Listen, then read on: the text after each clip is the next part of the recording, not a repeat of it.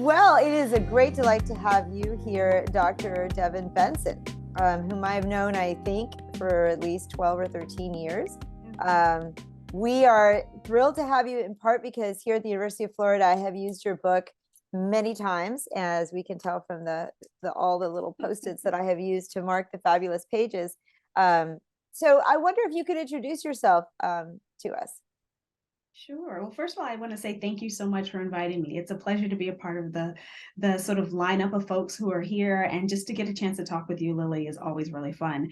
So yeah, I'm Devyn Spence Benson. I am a native Charlottean, so I grew up in Charlotte. I always like to start off saying I'm not Cuban. I'm just a regular old African American who came from the descendants of slaves, and my people are from North Carolina. That is who I am.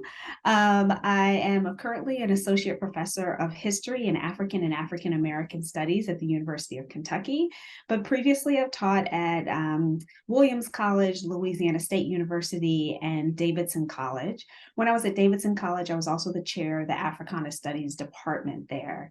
My research, I think of myself as a 20th century historian who works on anti-racist movements in Latin America and the Caribbean, with a special focus on Cuba and particularly Black folk in Cuba. I like to say that my work often sits at the intersection of Latin American history and Africana studies, and I try and bring those two fields together by looking at people of African descent and Black Cubans in Cuba. Perfect. Well, I'm glad that you brought up the notion of anti-racism, because not only is it the title of your book, and I'm going to show it again, but when you published this book, at the time, you were really pioneering a new frontier of language by using that term. And I will say that one of the reasons is that for decades, scholars like myself and others who wanted to talk about the existence of racism in Cuba were often shouted down, both in this country by Cubanists and on the island by Cubans, especially scholars of Cuba, in general, because the term racist was supposed to not apply to a country that for almost 100 years considered itself raceless officially. So when you use the term, and in your book, you analyze beautifully, I think, the ways in which this kind of approach that Cubans adopted to say that we are raceless or that we are more than black and white, that effectively, on the one hand, condemns overt forms of racial discrimination, but on the other hand, there isn't necessarily an endorsement of Black equality, whether that be the equality of Black culture to European forms and European derived forms of culture, or simply just color, that there isn't necessarily an endorsement of Black equality and an enfranchisement of Blacks. So I wonder if you could talk to me a little bit about your choice of that term, and perhaps as well, how differently that might be understood now that it's become common in the United States to use the term very differently in some respects. No, this is really a great question. I think it's at the heart of the book. When I wrote the book and when I was thinking about a title, I don't think I thought that I was pioneering new language. I think I was trying to think of a title for the book that dealt with the contradictions that I saw, right? So like, as I'm doing my research, as I'm talking to Cubans, as I'm in the archive, I think the best example is I would see so many declarations of that the Cuban revolutionary leadership and Cubans themselves were against discrimination. We're going to launch this national anti-discrimination campaign. We're going to integrate some places that had been informally segregated for so long, like clubs and parks and beaches. We're going to integrate those spaces. We're going to do all of this work. And so therefore, people were saying, look, we've eliminated racial discrimination. But at the same time, there was so much stuff that hadn't been done. There were so many things that both Black activists in Cuba were asking for and trying to push the limits. They saw the revolution as being able to do so much more. And then two, there was also just this way that anti-Blackness was still so much a part of even the ways that the revolutionary state and all of what it considered to be its progressiveness was still talking about Black people, right? They still imagine them as infantile and as comical and as not as equal partners. And I show that through political cartoons. So since I knew I wanted to talk about these contradictions, I was like, what would be the best words to describe this? Like, how can I sort of have this summed up in something that felt like for both a title and for a larger argument? And I came up with this idea of sort of like the coexistence of racism and anti-racism. And so then I was like, well, I need a title, and I can't call the book The Coexistence of Racism and Anti-Racism because that's not clever and like it's not going to get me anywhere. So I started playing around with this idea of anti-racism in Cuba because that's what people want to see it as. That's sort of how Cuban revolutionary leaders portray themselves as. And then I said the colon is the unfinished revolution, to be like, yeah, but it's not quite there yet, right? Like if we want to have anti-racism in Cuba, we're not there. And if you look at the cover, I actually thought that the cover image did this exact same contradictory work. So these two, the political cartoons come from Lunes de Revolucion, and they are, which is like a pamphlet that was a part of Revolucion, the main newspaper for the 26th of July movement and the revolutionary government at the time.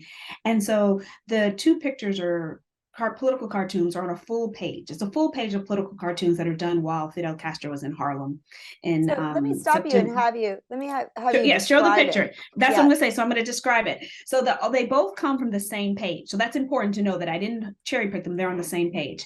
So one picture is an image of what you think is a revolutionary figure, surely supposed to stand in for Fidel Castro. And he has the long beard, and the beard is strangling a Ku Klux Klansman. That is the way that Cuba thinks of anti-racism, right? Calling out the KKK, talking about racism in the United States, things that are overtly racist. Castro's beard strangling, we're going to get rid of that. At the bottom of the page, you see two other little figures. Again, one that's supposed to be a revolutionary figure that is also likely like a Fidel Castro-like figure with a long beard, and that one that looks more like a pickaninny, a minstrel, some type of naked Black caricature, not even necessarily humanoid. And it's naked, which is how Black people were often pictured in political cartoons, right? Like is without clothes, like children, like monkeys. Or in this case, then the little naked figure is trying to take the hair and use it to cover its body, or to say, look, I have a beard too. Either way, it's an unequal power relationship between beardly, manly Fidel Castro caricature and naked, childlike Black caricature. And it's definitely showing that Black people aren't equal partners. So in that very same page, right? Same page in Lunes de Revolucion, you see one image of something that is calling itself anti-racism, and one image of something that is clearly racist and anti-Black. And I saw this throughout my research. I would see speeches by revolutionary leaders declaring the end of discrimination, and on the exact same page, a political cartoon where Blacks are portrayed in these same negative colonial tropes that we saw in Cuba during the 19th century and that we also saw in the United States. So I was really trying to find terminology that would allow me to like sort of play with that in the title and throughout the book and really talk about that contradiction. Do you think, as Americans have become accustomed to using the term anti-racism in the last few years, do you think they're using it in a similarly paradoxical way? What do you think the differences are? Yes, I would say that I think on one hand, in the United States as well, anti-racism has now become like a catch term, right? Like every good progressive liberal wants to say they're an anti-racist. So there are anti-racist educators, they're anti-racist leaders, they're anti-racist professors, they're anti-racist newscasters. Like everybody wants to put the anti-racist in front of whatever their professional job is to show that they are somehow in solidarity with Black people. And yet very often using this term does not mean that they do some of the things that I think are the central tenets of anti-racism. Number one, usually being listen to Black activists. Like it's amazing to me, and I talk to my students about this over and over and over, how hard it is for white leaders and officials to listen to Black activists. White leaders and officials often think that they know best about how to eliminate racism, whereas you will see Black people saying, no, we want this and this and this, and yet somehow that never gets on the table. So I think one, there's that. Like, I think there's also this idea that somehow anti-racism today is like the new buzzword that sits in the place of DEI work, diversity, equity, and inclusion. So someone says they're anti-racism because they're doing diversity work, which might mean that they're hiring more people of color, more Blacks and Latinos and Native Americans, might mean that they are, they feel like if it's a curriculum, they're like, we've changed our curriculum. We've added in like one book up from a Black author or something like this. And yet the real question is, have you changed the structures? Like, have you changed any types of institutional and structural racism, which in the United States, we have a lot of? And two, have you dealt with your anti-Black attitudes where you constantly see Black and usually also brown people as deficits, as problems, as the issue that they need to be fixed rather than we have to fix the structures? And the book itself, as well as your most recent works that include a fabulous collection of oral histories with Black Cuban women called Afro-Cubanas in English and Spanish. The work in general has at its heart a commitment to unpacking and explaining the Black experience of liberation in Cuba after 1959. So I wonder what prompted you to decide you wanted to research that subject, and you know, what about that subject drew you, especially when you were in your early stages of doctoral preparation? So this is one of those things where anybody who's ever heard me speak, I'll often tell this story. And I tell this story mostly to show that you can do well in graduate school, even if you have no idea what you're getting into. But I always feel like I come off looking quite naive and ignorant. But I have to say, I was not a history major in undergrad. I was a Romance languages, so I was a Spanish major in international studies. So I actually had not taken very many history classes. You might be able to see that sometimes in my work, that I might come at it with more of an interdisciplinary lens. So two, I wasn't a history major, and two, I wasn't like a Cubanist, like I hadn't taken classes before. Even though I did my undergraduate work at UNC Chapel Hill, which is where I went on to later do my graduate work, I did not take a class with Lou Perez on Cuba as an undergraduate. So when I decided I wanted to go to graduate school, I initially wanted to work on Guatemala because I'd written my undergraduate honors thesis on indigenous communities in Guatemala and globalization. And my undergraduate advisor, Alvis Dunn, who was a historian, but he had advised this research that had been certainly more contemporary because it was about the 90s. He said, well, you should go and get a PhD in history, because if you get a PhD in like international studies or Latin American studies, you won't be as competitive. So he's encouraging me to get a PhD in history. I only applied to 2 programs because I'd been living in Houston as a 3rd grade bilingual teacher. So I like to say also, like, the real Spanish that I speak is like on the 3rd grade level, because that's when I spoke Spanish every day, all the time, to 3rd graders. So I then I go to graduate school. And so he's like, well, I wanted to go home. So I applied to North Carolina and Duke.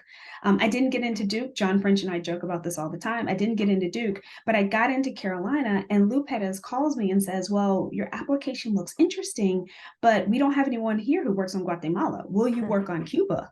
And I was like, well, I guess, sure. Like, you're offering me a package of like paid PhD work. Of course I'm going to come work on Cuba. Okay, so I go to graduate school to work on Cuba, but I don't know anything about Cuba. So I'm in my graduate seminars, not only reading the books that are assigned, but I'm trying to read all the other books as well to catch up on Cuban history. And in some ways, I have to admit that I didn't know that there were so many Black people in Cuba. I was like, Cuba, just one of the many places that I could study, but like, that's what Lou wants me to study. And so I think when I recognize that Cuba in some ways is, I think we can debate whether it's a majority Black island, but it's certainly a very, like, there's a large population of Black people.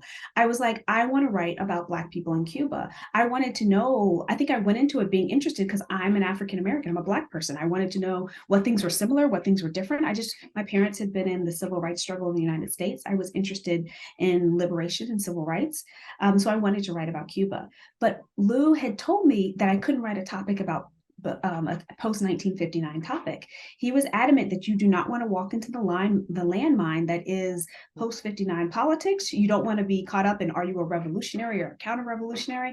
I didn't really know what he meant. Remember, I'm just a Black girl who's interested in Black people in Cuba. I'm like, what? I don't know why this is such a big deal, but okay. So I started trying out topics that were earlier, right? So I tried, for a summer, I went down and did research on Afro-Cubans in the early Communist Party. And I sat there and I read so many I read so many pamphlets and newspapers from the early Communist Party. I thought I was going to like scratch my brains out. I was like, I'm not interested in this. I can't and yet I took lots of pictures, and some of those images ended up in my book in the section about Black Cubans in the 20s and 30s and 40s in the Communist Party. I tried out a master's thesis that was about Barrio Africa, which is a small neighborhood that's about 10 blocks long in Yaguajay, which is in north central Cuba. No one probably has ever been there. When I arrived in early 2000s, I think I was the first tourist ever. They were like, what are you doing here? And I did oral histories with a local historian because the archive that I was supposed to use in Remedios had burned down. So I couldn't talk about the establishment of this Black neighborhood, which in some ways goes against this ideology, right? That after the wars from independence, that Cuba had been raceless and that they didn't didn't have residential segregation, because this was a neighborhood that was formed right after slavery during the wars for independence. It was fascinating, but I didn't have any documents. I had oral histories. I knew the neighborhood existed. I knew it was still called Barrio Africa. And I knew when I was there in early 2000s that people still lived in that, Black people in the town still lived in that area. So I wrote about that, but there wasn't enough for a PhD. You know, we floated the idea of a Sunday in Cuba. Let's just say I tried lots of ideas. None of them really fit. Both, they didn't fit with me and they didn't fit. He was like, yeah, this isn't working. So we read Reita, The Life of a Black Woman in 20th Century Cuba, written, it's a testimonio by Daisy Rubiera, where she's having a conversation with her mother. So it's written from the first person. And I was fascinated by this Black woman's story. And I wrote an essay for one of my graduate classes about colorism and hair and Black women and how Rita and Daisy Rubiera were navigating this space. And a lot of it was about the post-1959 period, because I talked about like some of that too. And he was like, maybe you can write about this in a balanced way. Why don't you try it out? So the first chapter that I wrote was a seminar paper about Blacks and when Fidel Castro goes to Harlem, and how the Cuban press covered it and how the African-American press covered it. And again, he was like, I think you're doing okay here. You seem to be able to write about this in a way that just feels like you're using the sources to tell the story. And so what I did was so then I had the green light to go forward, but he was adamant that I had to keep my dissertation and stop at 1961. And I was like, okay, so if you notice, if you ever look at my dissertation, it is a solidly 1959 to 1961 dissertation. When I change it into a book, I start thinking about just the more time that went by and the more research I did. One, I knew I wanted to challenge this idea of 1959 as a watershed moment in race relations. I wanted to be able to talk about how some of the things the revolutionary government did looked so similar to things that we had seen before. So the chapter 2 that sort of traces Black activism throughout the 20th century is new. That was not in the book, the dissertation at all. Similarly, I wanted to really write, I felt like women's voices, and I can say more about this later. I was embraced by a working group called Afro-Cubanas. It was a community activist group as well as like an intellectual space when I was there, run by Daisy Rubiera and Ines Maria Martiatu Terry, or Lalita. And I was embraced by that group, and that very often Daisy Rubiera and I would go to the archives together, right? So like, I felt like they embraced me, they helped me with my research, we worked together. It was a really warm, supportive community to be a young Black woman, right? To be working with other Black women, but in Cuba. But then I look back over my sources and my book feels like it's men's voices on top of men's voices on top of men's voices. Even when I'm like scratching and trying to find Black women in the early Communist Party or Black women in the newspapers, and I try and put it in. And so I wanted to have an additional chapter that was about Black women in the latter part of the 60s. I had multiple readers who read the draft for the manuscript who said, you know what, this chapter doesn't fit. They were like, this chapter doesn't fit with the rest of it. Take some of it, make it into an epilogue, hold on to it for a second project. I still felt like that really hurt my heart in some ways, because I wanted to pay my dues to the community that had supported me. But in the epilogue, I do end up talking a lot about Afro-Cubanas. And so that is a new part also that wasn't in the dissertation. Then my next project ended up being to do the translation of the Afro-Cubanas book. So remember, Afro-Cubanas first published this book in 2011 in Cuba, and it was the first book to use the term Afro-Cubana in the title, and it's the title of their working group as well. So it's an edited collection where lots of different Black and women throughout the island talk about their experiences, write intellectual essays. Like, it's really a hybrid sort of interdisciplinary book. And so we translated it into the Afro-Cubanas English version that you can get here in the United States. And that finally felt like, I was like, okay, I have been able to focus in on a community that sort of really helped me. But yes, all that is to say is that I had no idea when I got into graduate school that I would be choosing this topic. And it sort of just came about because I was interested in Black people in Cuba, and I was trying to find a topic that both people hadn't written on before and that would satisfy some of the requirements of my dissertation committee. Well, and I wanted to say that being somebody who hadn't already studied Cuba, you weren't familiar with the taboos. And what your advisor, Lupe, was contending is still very much there. I think less so because of scholars like yourself. And that is the notion that you have to defend the revolution. Or you are on the other side. If you're critical, some people would even say it's automatically, no matter how light your criticisms might be, you're somehow opposed to the revolution. I'm not a big believer in the idea of balance, because I think the idea that you have to balance the right side or the left side is effectively endorsing the notion that there are two sides and you're either on one or the other. And that's what Fidel Castro and the Cold War paradigm has always argued. So it is really very significant that you kind of blasted your way through through all these taboos without even realizing that they were there and the earlier stages of your career. The reason that I did that, though, is like you said, I wasn't trying to be on a side. I wanted to tell a story about Black people. And so if you're telling a story about Black life, Black goals, Black challenges, Black liberation, like if you focus in on that, then it isn't about the taboos, because the taboos, if you ask me, feel so much like those are the white taboos who just want to use Black people as pawns. They're having a whole other conversation that isn't about the long history of Black activism, or isn't about the long history of Black struggle, or isn't about the long history of like Blacks trying to have a liberation. So I think that's what allows like that honed in focus on Black life and Black experiences for me was what allowed me to stay true to myself. Yes, and I would say like my focus on citizens is exactly like, what is the citizens' experience? I mean, the tradition is to see the story as a story of the state, or states versus states, you know, and I think when you look at the citizens' experience, you're no longer engaging this paradigm of with us or against us. You're telling a story of daily life and what experiences are.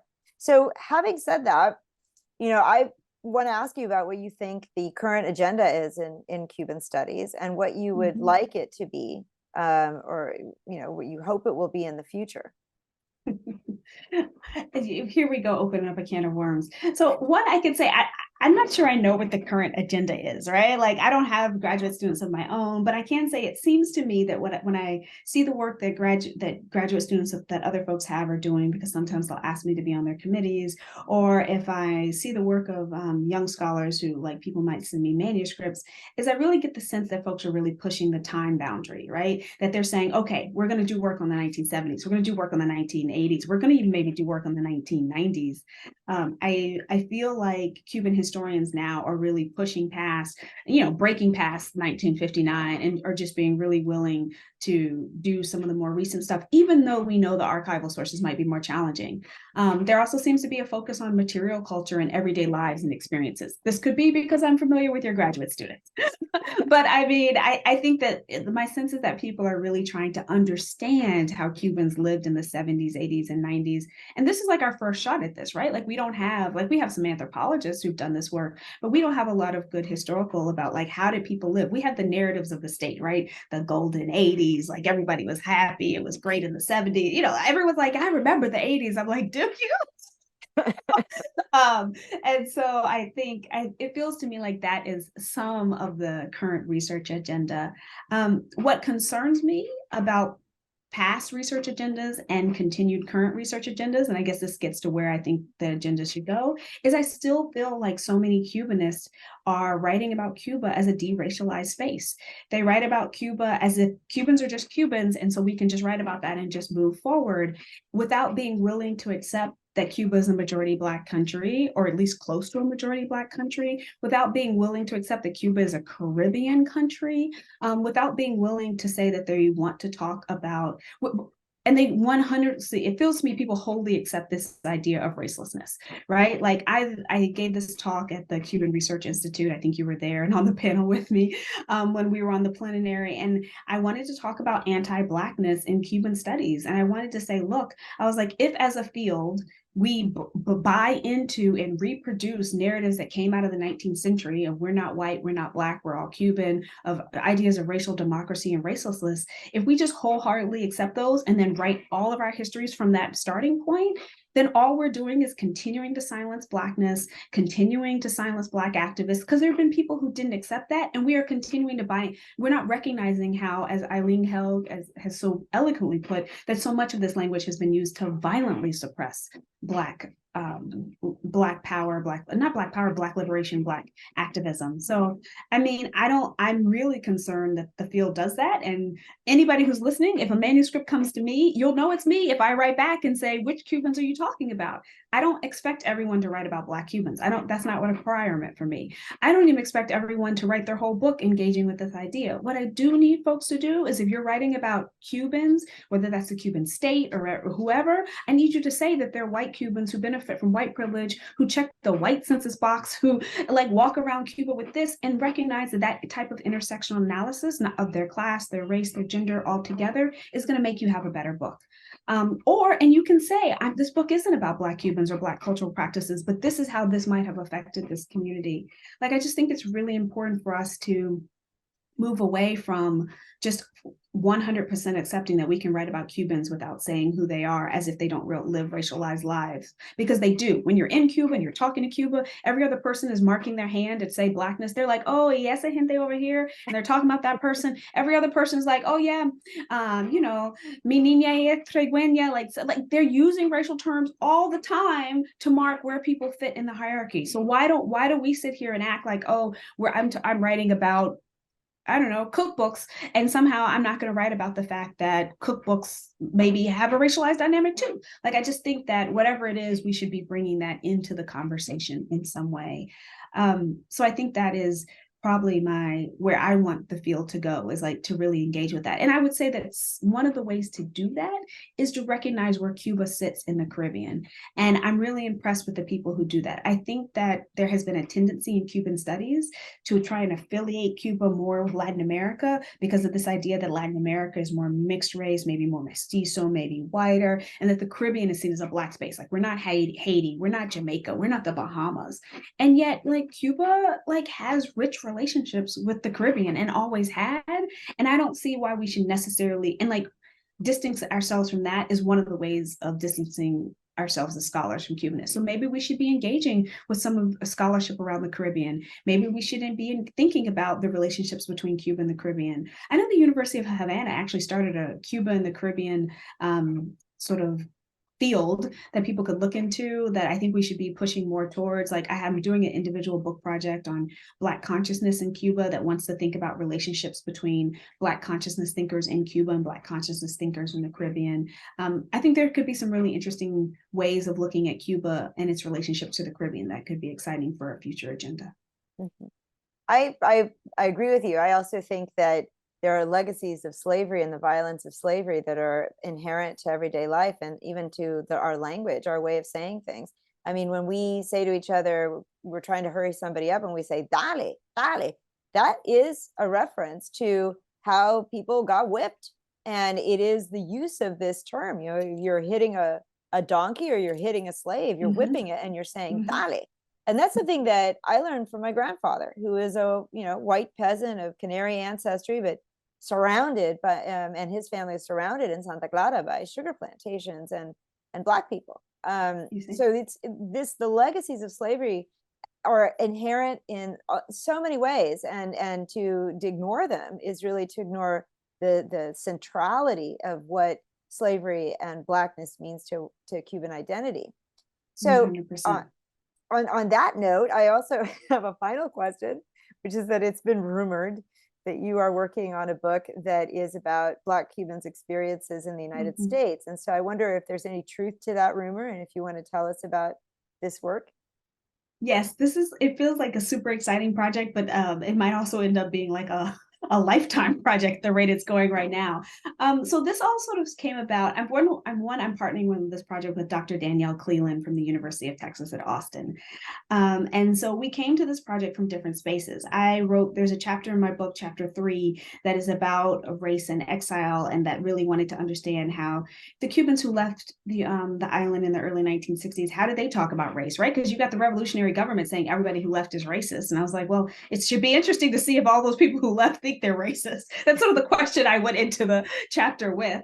And then as I followed that question, I started looking more into reasons people left. And I thought it was really interesting how we have this narrative that people left, obviously for anti-communism, for economic reasons, but we never talk about their discomfort maybe with the changing racial dynamics in Cuba, because there were tangible things that change, right? Like if you had always gone to a particular private school and that private school is either taken over by the state or all of a sudden now you got Black Cubans in it, that might impact your parents' decision to either keep sending you to that private school or go into exile.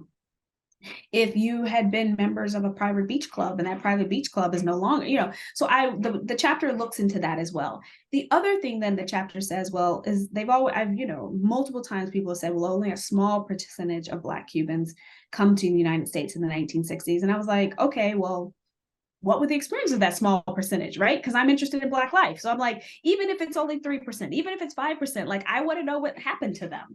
And so I started sort of poking around in Miami when I was doing research and trying to find out that information. And I went to the Cuban Heritage Collection and like I'm looking through it and I don't really see things about Black Cubans. They have an oral history project that has interviewed hundreds of Cubans. And at the time that I was looking, maybe 3 to 5 of them were Black or mulatto. I was like, okay. I was like, so what's going on here? There felt like there was this gaping hole.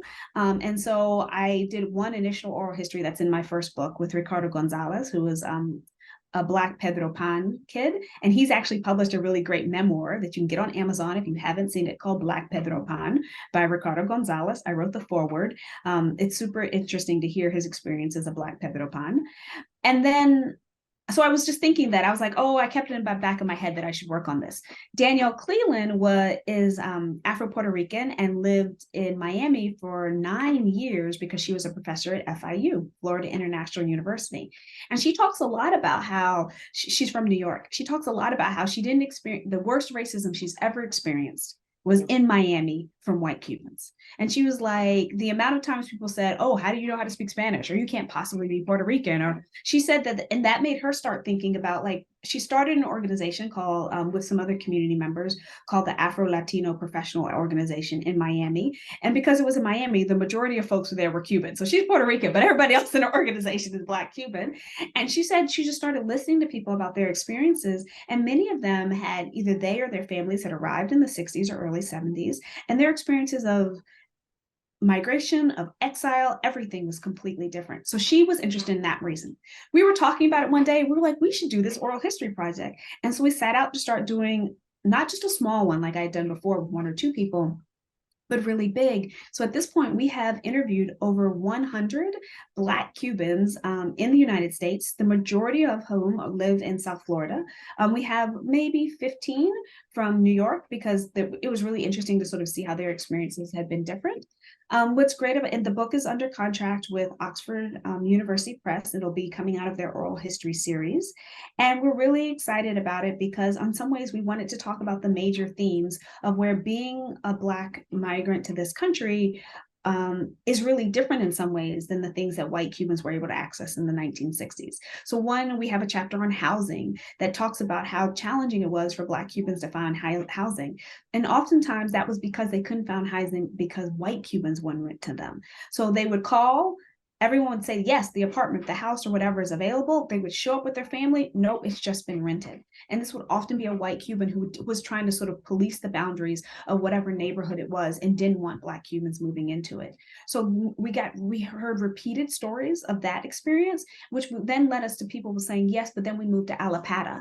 And so most people have not written about Alapata, which was in the 60s and 70s, like this small neighborhood in between Overtown and Little Havana that ended up being majority Black Cubans. And they were like, and we all went to each other's quinces. Everybody talked about that. They were like, there were only so many of our families and we all went to each other's quinces and we all did this together and we hung out together. There'll be a chapter about education. Like obviously official Jim Crow is over at this period, but desegregation takes a while throughout the South, including in South Florida. So what did it look like? Oftentimes white Cubans got to go to white schools without any problem, without any question in the 60s. Many people went to private schools, but if they went to public schools, they went to the white schools. Oftentimes because of either neighborhoods they lived in or just because of the way it was set up, Black Cubans didn't always have this opportunity, and yet they wanted their kids to go to better schools. So then we hear so much about the types of strategies that they use to get their kids out of African-American schools, because it was clear that African-American schools then and now didn't have the same resources. So they were like, oh, I used this cousin's address, or I sent the lighter member of my family to enroll the kids. And then when the kids show up, they didn't want to turn them away because unlike the house, they didn't turn them away from the school. Or they were like, oh, we talked to someone who said, and I think this was in the 70s and 80s, she said there was a program called the M&M program where she was able to get her kids to go because they could go to magnet schools. But the program was a desegregation program where Black kids were supposed to be able to go to these predominantly white schools that were magnet schools. She said she shows up at the administration office and she's like, I want my kids to participate in the program. And the administrator is like, no, the program's for Blacks. And she's like, look at me, I'm Black. And he's like, no, you're Cuban. And the Cubans have told us that they're not Black. And she was like, no, I am Black and it applies to me. And she said, luckily she had a cousin who knew this person and also worked in education administration. Cousin called up, did some talking. And so her kids were able to participate in the program. So we found out all these really great sort of survival strategies that I feel like people haven't talked about as the story of Cuban exile. And so there'll be other chapters about like racial discrimination amongst Cubans and social relationships, like who did Black Cubans end up hanging out with? Like they talk about the relationships they had with African Americans, but they also talk about how those relationships weren't perfect either because they weren't African American. They didn't have the same cultural references and norms. So it's gonna be, I think, a really important book for the exile and the migration experience of Cubans because we have some books, but not one that has this amount of data behind it. And we're also adding a lot of archival research to be able to really support and show the kinds of things that we want. So we're excited about that. But the reason I say it's a lifetime project, we start writing the book and Danielle gets this great idea that we should also have, we're writing the book, we're donating all of the oral histories, both the audio and the transcripts to the CHC. So we have to get all the transcripts done, cleaned up, ready to go to donate to the Cuban Heritage Collection because we want this to be something that people can, other researchers can access. Then we're also going to make a digital humanities website where we have now started filming short clips with certain members, certain people who are willing to be filmed that we've interviewed so that there can be a website where you can go and you can see the short clips. There'll be a link then to the transcript and the audio of the longer interview at the CHC. There's also going to be all sorts of paraphernalia, so family photographs, all sorts of things. So every family will get their own page because we want to create a publicly accessible type of database about Black Cuban experiences in the United States, again, especially in the 60s and 70s, which is the spaces when they've been most silenced and sort of disappeared. And I guess the last thing I'll say is that when people did say Black Cubans came in the 60s and 70s, they often talked about them coming as domestic servants with wealthy white families. And the folks that we've interviewed, that has not been their experience at all. They also usually often came for different reasons. Like sometimes, like they often are anti-communist. I don't want to say they're not anti-communist. I just want to say that that's not the only reason they left the island. We talked to plenty of people who also left because maybe their anti-racist activism got them in trouble and they needed to leave for that reason. This is an amazing book and like a tremendous contribution to US history because what you're explaining is really the way in which the US system creates a conditionality to citizenship and to hierarchy. And that is beautifully laid out in what you've just described. So it's an amazing contribution to US history. I really thank you for sharing all of this with us and congratulate you on your wonderful work. Thank you, Devyn. Thank you. This has been such a great conversation. I'm honored to be a part of it.